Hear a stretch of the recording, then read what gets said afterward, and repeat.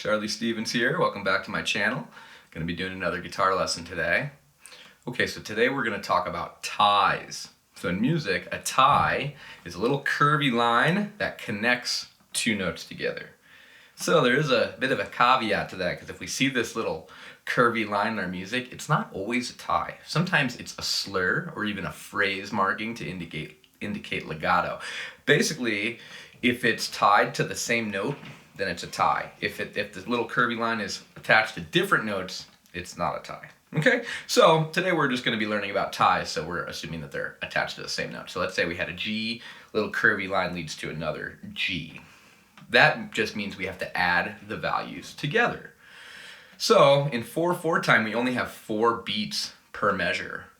But what if I wanted a note that lasted 5 beats?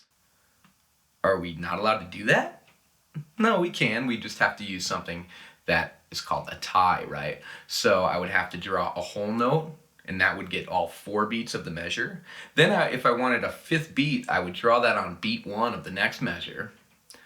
And then I would draw this little line next to it to connect them together. And that way you would know basically you just don't play the one that it's attached to. You play the first one, the one it's attached to, you still count that time and make sure you're observing the exact rhythmic duration of that, but it's part of the first note. You don't actually strike the string again.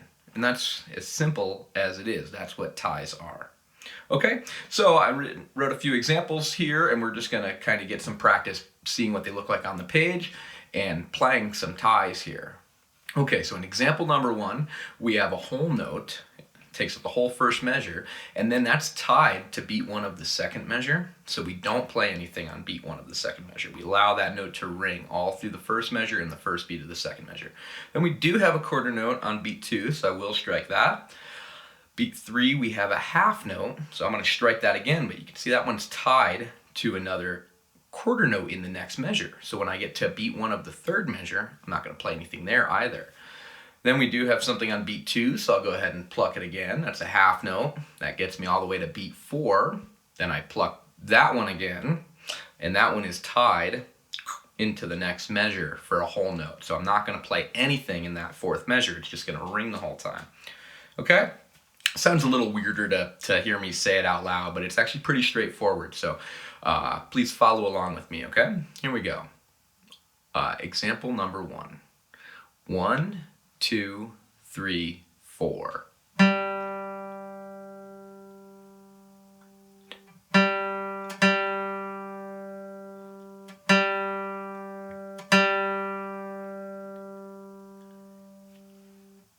Okay, that's example number 1. Okay, in example number 2, we're going to do the exact same thing, but the ties are now in different places. Okay, oftentimes they're on beat 4. I'm not going to really explain this one all the way. I'm going to let you just kind of look at the music and figure it out yourself. That's kind of the point of this. We're learning how to read and getting used to what these symbols look like. So if you see them in your music, you don't freak out. You go, oh, that's just a tie. I know what to do. So let's play it together, please. Example number 2. 1, 2, 3, 4.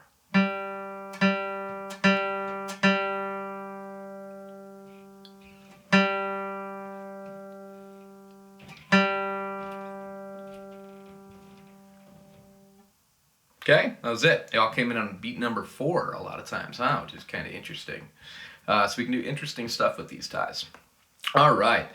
In example number 3, we're just going to mix them up and just get a little bit more practice seeing how these work, okay? So go ahead and follow along with me. Example number 3. 1, 2, 3, 4.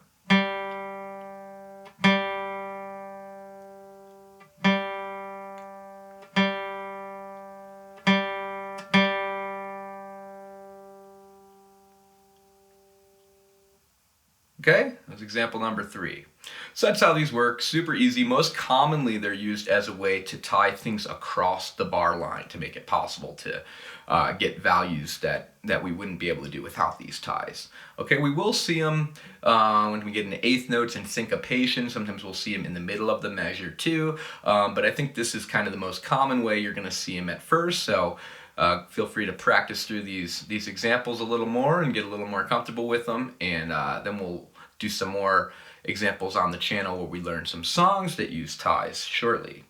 Alright, thank you so much for watching. Please subscribe, and I'll see you in the next lesson.